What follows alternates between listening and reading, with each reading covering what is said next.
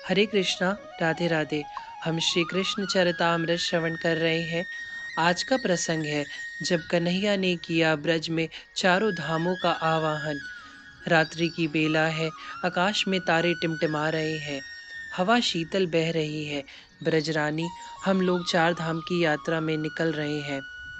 ब्रजराज ने रात्रि के समय अपनी भार्या यशोदा से यह बात कही थी। चार धाम की यात्रा पर क्यों? ब्रजरानी यात्रा की बात सुनते ही चिंतित हो उठी। पर तुम इतनी चिंतित क्यों हो गई? तुम्हें भी पता है ना कि कन्हैया के जन्म से पहले भगवान नारायण से मैंने यह प्रार्थना की थी कि मेरे बालक होगा तो सपत्नी बद्री, केदार, यमुनोत्री, गंगोत्री जाएंगे और दर्शन करके आएंगे। कुछ भूल गई क्या? ब्रजराज ने भार्या ब्रजरानी से कहा था। हूँ, मुझे याद है, पर अब अभी हमारा कन्हई छोटा है, 7 वर्ष का हो गया है। हमने तो पुत्र के जन्म होते ही यात्रा का संकल्प लिया था, पर ब्रजरानी का मन नहीं है ब्रज छोड़ने का। बहुत समय लगेगा, यशोदा जी ने पूछा। हाँ, 2 मास लगेगा ही। बैलगाड़ी तैयार करवा ली है, वृषभ हष्ट पुष्ट है और तीव्र गति से ही भी है उनकी। खाने पीने की व्यवस्था सब होती रहेगी, क्योंकि साथ में एक बैलगाड़ी और चल रही है, उसमें 2 सेवक और सेवकाएं रहेंगे। बृहस्पति ने अपने 4 धाम यात्रा की सारी व्यवस्था समझा दी थी। बलदाऊ के बिना कन्हैया का मन नहीं लगेगा, ब्रजरानी ने कहा। पर रोहिणी जा नहीं सकती, उसके पति कारागार में है। ब्रजरानी ने फिर यह भी कह दिया। जी जी, आप लोग हो आइए, मैं यहीं पर हूँ। रोहिणी उसी समय वहां पर आ गई थी और सारी बातें सुनकर वह बोली। जी जी, संकल्प किया है आप लोगों ने तो उसे पूरा करना ही चाहिए। हूँ, बात तो सही है, ब्रजरानी ने अधूरे मन से कहा। तो फिर कल ही हमें यहाँ से निकलना होगा। मैंने अपने भाइयों से बात कर ली है, उन्होंने कहा है निश्चिंत होकर आप जाइए, हम ब्रज में सब संभाल लेंगे। नंद बाबा ने कहा, ठीक है, पति की आज्ञा, फिर उसमें भी तीर्थ यात्रा कैसे मना करें यशोदा जी। प्रातः सूर्योदय से पहले ही निकलना है, कन्हैया को तैयार कर लेना। ब्रजराज इतना कहकर चले गए अपने परयक में। मैया, हम कहाँ जा रहे हैं? कन्हैया पूछते हैं जब बैलगाड़ी में बैठकर नंद दंपत्ति अपने सुत के सहित 4 धाम की यात्रा में निकल गए थे। हम 4 धाम की यात्रा में जा रहे हैं लाला, कन्हैया का मुख चूमते हुए कहती हैं ब्रजरानी। वृषभ तीव्र गति से दौड़ रहे हैं, उनके गले में बंधी घंटी सुमधुर ध्वनि कर रही है। नंद बाबा बड़े प्रसन्न हैं, पर यशोदा मैया दुखी हैं। पीछे उनका वृंदावन छूट रहा था, फिर गोवर्धन छूटने लगा। कन्हैया देख रहे हैं अपने ब्रज को। अब गाड़ी रोकोगे या आज ही 4 धाम पहुंचा दोगे? अपने असुओं को पोंछते हुए ब्रजरानी ने कहा। पर तुम रो क्यों रही हो? ब्रजराज को आश्चर्य हो रहा है। मुझे ब्रज को छोड़ने का दुख हो रहा है, ब्रजरानी बोली। पर हम लोग तो तीर्थ यात्रा में जा रहे हैं ना, 4 धाम। मेरे लिए तो यह ब्रज ही सबसे बड़ा तीर्थ है, और 4 धाम भी। सुबक रही हैं ब्रजरानी। वह गोपियां, रोहिणी, दाऊ, मेरी रसोई, मेरा पूजा घर, बैलगाड़ी रोक दी गई थी। सामने एक सरोवर था। यशोदा उतरी। मेरे लाला को भूख लग रही है, यह रोटी माखन खाएगा। कदम्ब वृक्ष के नीचे बैठ गई यशोदा मैया। सरोवर के जल से हाथ मुंह धोया। सामने गिरी गोवर्धन के दर्शन हो रहे हैं।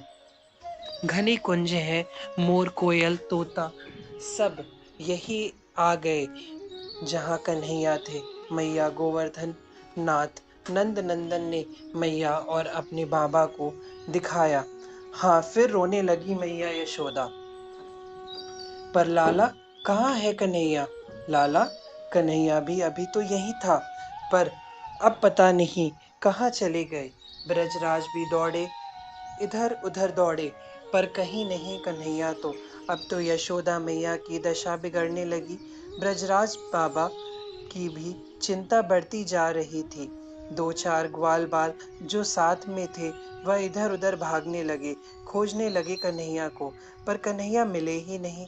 अब तो रोते रोते ब्रजरानी की दशा बिगड़ने लगी। पर तभी बांसुरी बज उठी। ब्रजरानी ने मानो अमृत का संचार हो गया। ब्रजराज भी अब प्रसन्न दिखे। मेरे लाला की बांसुरी। ब्रजरानी यह कहते हुए दौड़ी। जिधर से बांसुरी की ध्वनि आ रही थी उधर ही दौड़ी।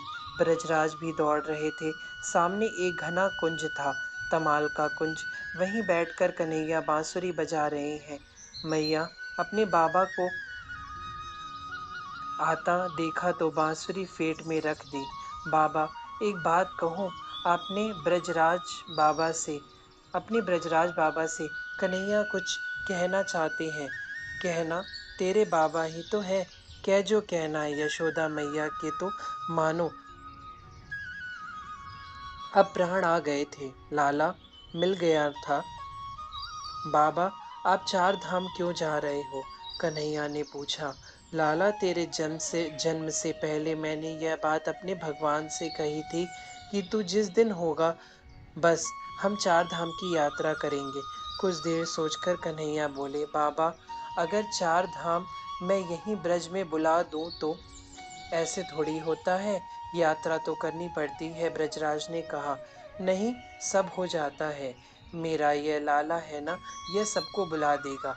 लाला, बुला दे सारे तीर्थों को यहीं। हम यहीं नहाकर वापस अपने नंदगांव चले जाएंगे।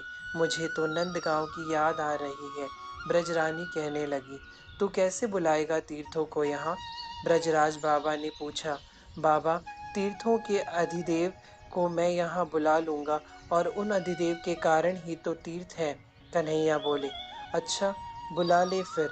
बाबा ब्रजराज क्या कहते? नेत्रों को बंद करके आवाहन करने लगे चार धाम के अधिदेवों का। बद्रीनाथ, आप मेरे ब्रज में पधारिए।